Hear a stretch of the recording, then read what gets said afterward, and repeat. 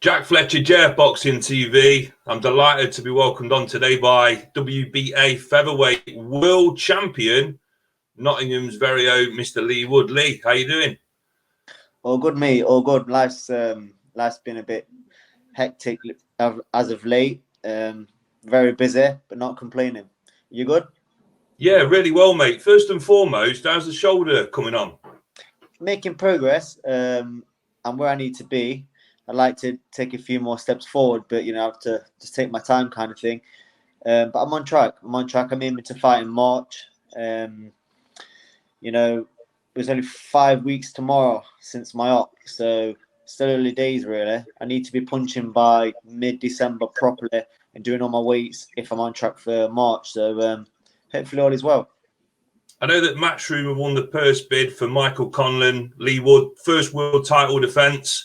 It's either going to be New York or Nottingham. Has it all been confirmed now then, Leigh? We still haven't got a venue. This is the problem we've got. So because Eddie's gone so big with his purse bid, obviously it's good for his fighters, but we need to generate the revenue to close some of that money back, what he does. So Madison Square Garden holds 20,000. Obviously the arena in Nottingham is only 9,000 to the rafters. So there's the city ground, but obviously the time of year, maybe it can work, maybe it can't. People sit outside for the football all year round. But the only thing that's swaying it at the minute in my favour is the broadcasters. It's down to the broadcasters. And basically, the broadcasters are looking at the market, which is the UK, and the time zone. So that's in my favour at the minute. So we see what happens. It's not down to Ed, it's down to the broadcasters, and we've just got to wait and see what happens. We all know that Michael Conlan is a talent, undefeated. He's got knockouts on his record as well. Olympian. What kind of Michael Conlan would you expect to see on the night? The best. Better than we've seen him. It's a world title fight. It's a massive fight for him. A lot on the line, a lot to gain. But at the same time, I've got a lot to lose. So it's going to be the best for me as well.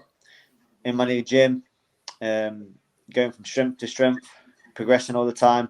Look at from the Reece Mold fight to the Kanzu fight. And I'm going to level up again. You gain a lot of confidence as you win fights at that level, especially when you wrote off and you're such an underdog. You gain a lot of confidence in your ability. And I can't wait to show everyone how much I've leveled up again. I mean, you proved in the last fight, knockout power, Zucan, the best in the world, and you dethroned him. What an amazing night that was, Leigh. One you'll never forget. Crazy night. But I knew I was going to do it. I was confident in my ability, in my team, in my power, in my fitness. Even though I had 6 weeks' notice, it was very late. I had 5 weeks of training, but I just knew, there's no one that was going to beat me that night. I was on it, and going into a fight with that magnitude, with that much preparation, is only going to give me more confidence going into my fight. This fight I've got months and months and months to prepare, and we've already started. So yeah, this is what's making me level up, because when you get called up for a fight late notice, you just expect it to lose.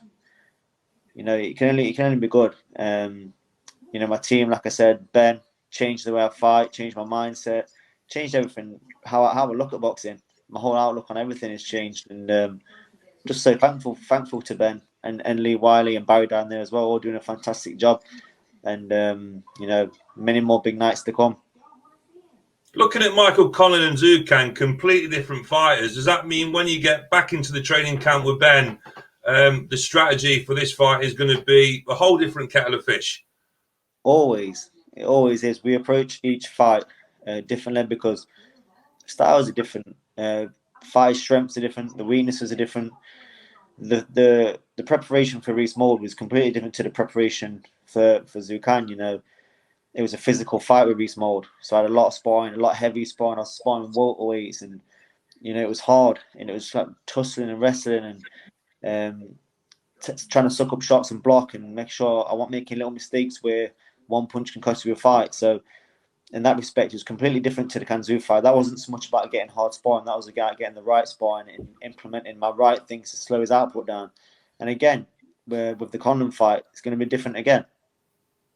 And how would you feel about going over to New York and, fighting in Madison Square Garden as opposed to the City Ground? Well, that add a lot more pressure to your title defence. It is what it is. It is what it is. If I have to go there, I bring the heat to the MSG.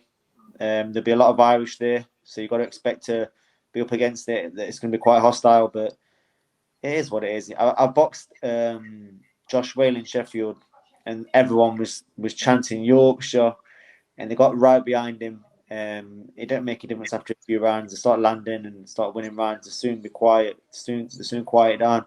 The entrance will be good for him, but that's about it. It is what it is. And, I'm not one of them fighters where let things bother me. They don't let the crowd bother me. They don't let the occasion bother me. The belt, the money, nothing like that bothers me. I go out there, I got a job to do, and I'm confident in doing it. And is there any sort of needle between you two? I've seen a couple of interviews on social media where Michael Conlan is highly confident he's going to dethrone you, but any sort of bad blood or respect all round? It's hard to tell, I think we both respect each other. We both said nice things about each other, which we're just being honest. He's a good fighter. I got respect for him, and I think I got it back. But at the same time, we're coming to fight, and we're both coming to win. So maybe just be confidence from either side. So I don't know if there's need. I don't know. We'll see how it pans out. At the minute, it looks quite respectful, but it could go down that route. I don't know. I am who I am. I'm always respectful. And if they want to do whatever they want to do, I'll just let them crack on with it. And you've only got so long before the truth comes out on fight night. And an interesting one, Saturday night, you made your Dazn pundit debut, which I will say you did fantastically well, mate. Thank you. I enjoyed it. Really enjoyed it. Something different. Being on the outside of the rope instead of the inside. I still enjoy fighting more, but maybe later on in my career, it's something I can look at. Do a little bit more here and there. But it's hard because I've never been a boxing fan, so I don't know a lot of fighters inside out. And you have to have a lot of knowledge on every fighter.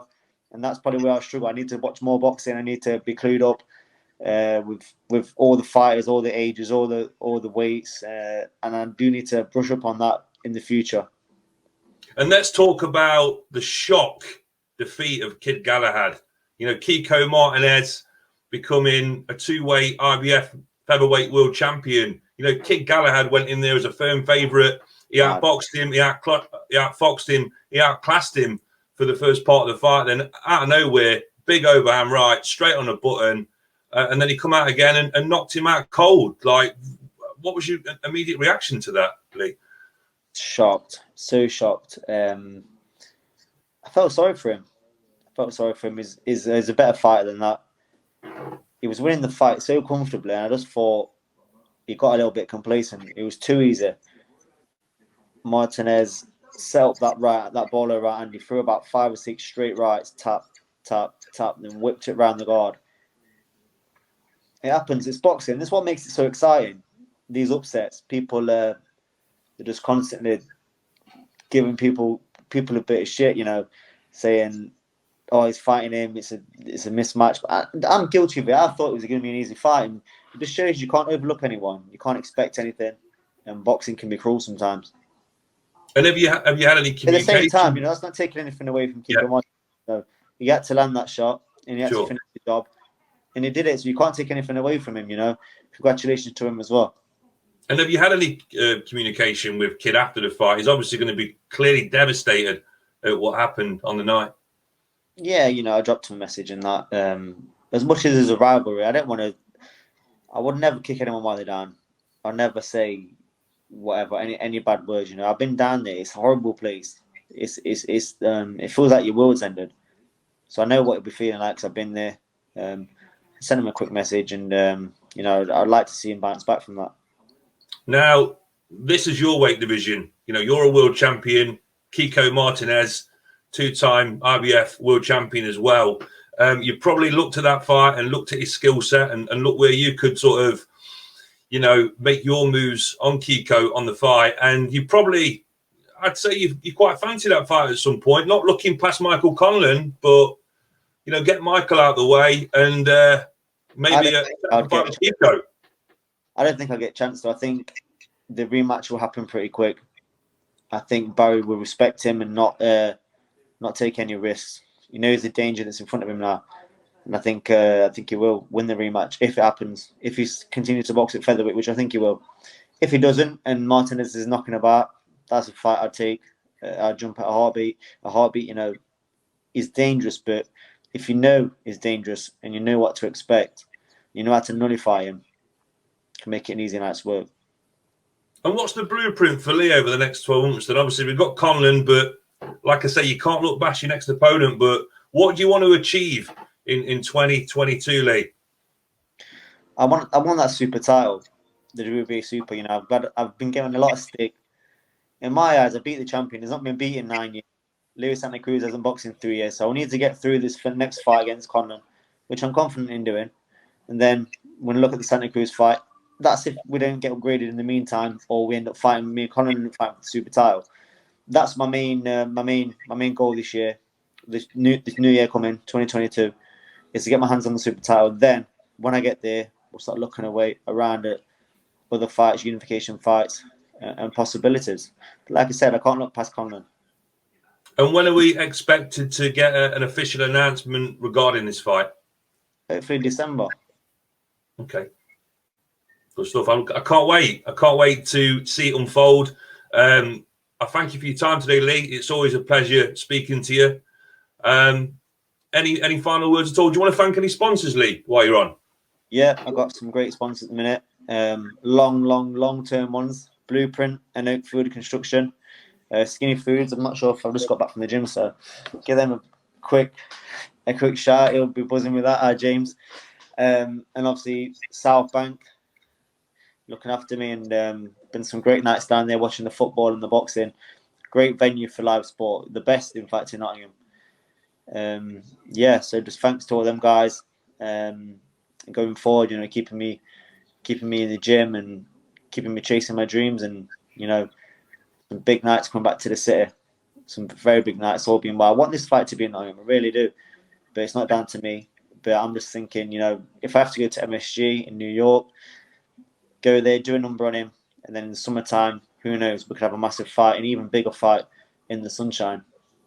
This is your dream, the City Ground, isn't it? This is the pinnacle for you. We always said that, even on the interviews on lockdown, you mentioned it then, you've mentioned it for a good couple of years, and now it's coming to fruition through all your own hard work, dedication, and determination, Leigh. It's going to happen. It's going to happen. It's not about if it's going to happen or not. It's just about when. So, make sure you're part of it. Make sure you tell your friends, family to bring their friends. And it's going to be a massive night when it happens. Leigh, always a pleasure. Thanks for coming on to JF Boxing TV, and I'll catch up with you soon, mate. Thanks for having me, mate. Cheers, Leigh.